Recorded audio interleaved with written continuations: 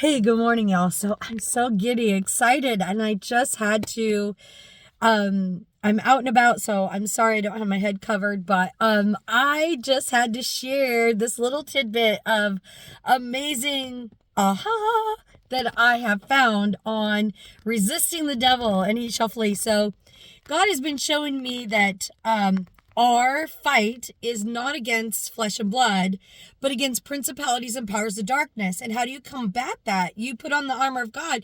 But he also says one key thing, and he says, resist the devil and he shall flee. So how do you resist the devil? Well, he showed me. It's light against darkness. And so what do? So per se, you have for every dark entity or dark spirit that you have, you do the opposite. So say there's two trees standing in a field. One's a tree of righteousness with the fruits of its spirit that are hanging off of it. That is mercy and grace and goodness and joy and laughter and love and perseverance and long suffering. And then you have this other dark tree that's sitting in the field, and it's got bitterness and strife and deception and just wicked things, all of it, jealousy, dark empowerment, whatever it is, they have those things. And once you study and you learn, people are so afraid of learning who these disembodied spirits are. But when we learn who they are, their characteristics, immediately we can see that what fruit somebody is carrying or what they're wearing. So say somebody has a spirit of unforgiveness. How do you combat that? You forgive them. Bitterness. You become humility. You become kindness. You, anything. So whatever it is, you do the opposite. You do the good opposite.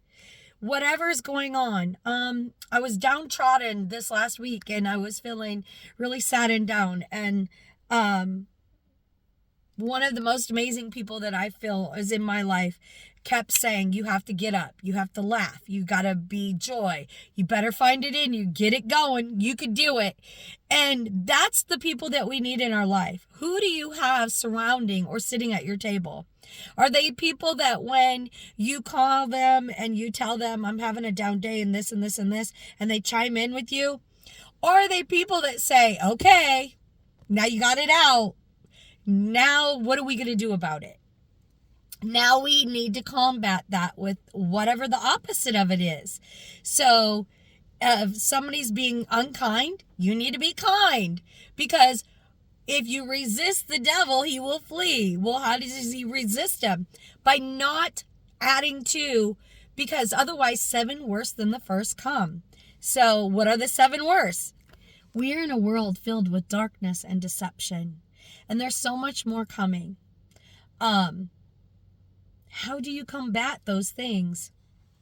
In other words, you have to bind the strong man.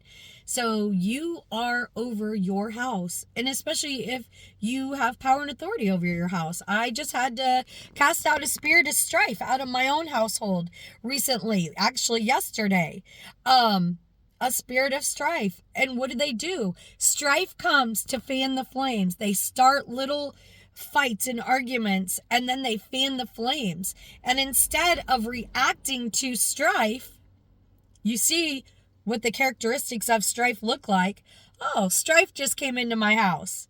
Okay, so let's cast her out. Get out. You're not welcome here. I have power and authority by Christ. Get out. You're not welcome in my house. You cannot entertain it any longer. So what do? You show kindness. You do the opposite of what causes strife, right? Chaos in any situation. Strife is in the church everywhere, by the way. And then chaos. A lot of these spirits, they come hand in hand. They're looking for a host body that they can take over and that they could work their essence out of. I did deliverance on somebody over the weekend, and being a seer, I can see that spirit manifest in the people. And usually it's through the windows of your soul. This person's eyes changed on me. And somebody doesn't want me to talk. I'm so excited. So I hope that I'm helping you guys make sense of all of this, of the beauty that comes from all of these things, that resist the devil and he will flee from you. Isn't God good? He's such a righteous God. He's such an amazing God.